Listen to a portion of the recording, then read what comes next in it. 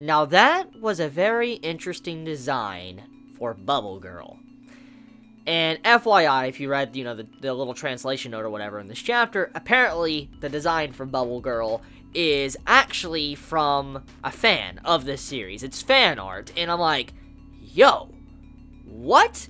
So, yeah, apparently Horikoshi actually took a design from a fan and used it for this character. That's really cool. I have to say, I really respect a mangaka that does something like that. Kind of throws in little, shout-outs to fans and stuff, like uses designs from the fans and what they suggest, and, Horikoshi added that in. I mean, Boku no Hero Academia has always shown some very good designs for the characters, the heroes, the villains. I've talked about this a lot, and I really love when Horikoshi, he notices something looks so cool or unique, he throws it in, especially what we saw in this chapter with Bubble Girl. I mean, not many might care about the design or anything like that, but I truly love that little detail in that design, and also kind of like a nod and shout out to the fans of the series. So good man, Horikoshi. I just want to say that that's some really nice stuff you did with this chapter. So with that being said, though, let's start off. This chapter ends on such a funny cliffhanger. I was like, the face of Sir is so funny because it's so serious. Like, this man's like, are you making fun of All Might? Like, he's straight up serious. Like, this man looks like he's just staring into your soul, looking at it and seeing, like, oh, you're an evil person. That's kind of what it looks like he's doing to poor Izuku. And Izuku's face is just so perfect. You just see, he's like, you just see All Might's face on him, and it's like he realizes he fucked up really bad.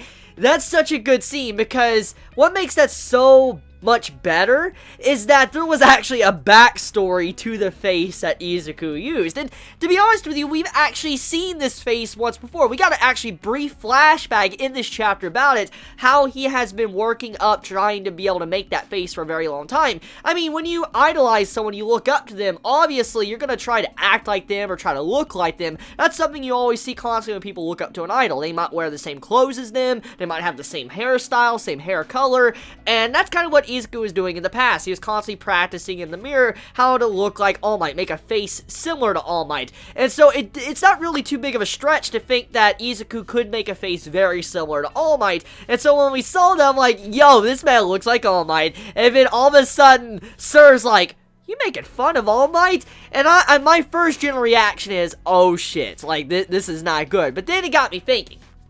I gotta remember what type of person this is, okay? Sir is someone that seems very serious. Like, in business appearance, like when he's on the outside doing probably hero work and stuff, he seems to be very serious. In his overall demeanor, he looks like he's always in 100% serious mode.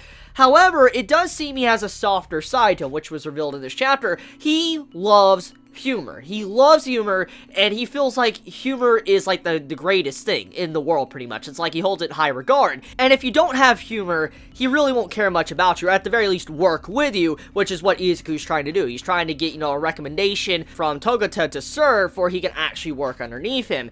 And in this case, we gotta remember what Sir's character is. He's someone that is serious most of the time, but then he has a softer side, and we found out through little clues throughout the chapter from All Might, and then also towards the end, is that apparently All Might and Sir had kind of like a breakup, kind of like, he's no longer his sidekick, that's what I'm assuming, and it left on awkward terms, most likely. So All Might doesn't even want to confront Sir because he is letting his own personal feelings kind of get in front of him, because he had like a bad breakup with him, like, the relationship and all that just didn't work out when they were, a hero and sidekick.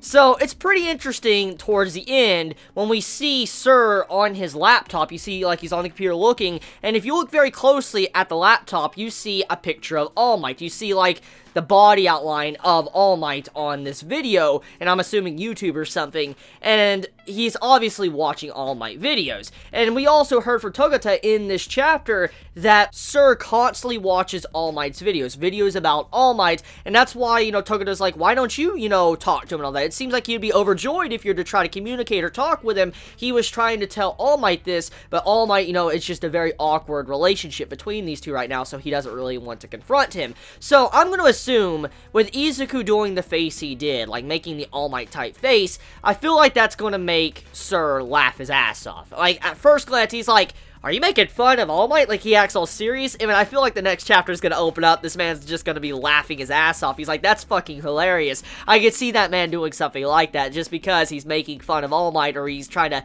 imitate him in some ways. Because, I mean, look, we do know that Sir, at the very least, has some form of interest in All Might. And also, All Might even states that Sir warned All Might that he would become what he is right now. So, there's something between these two. So, it can either mean that Izuku is completely fucked right now. His relationship with Sir is not gonna happen, or this man's gonna laugh his ass off because Izuku is making fun of him. So either way it could go right now, but that is clear indication that whatever Izuku did is very, very important. Anyways, let's talk about Togata for a second. It is finally officially announced in this chapter that Togata was supposed to be the main successor of One for All.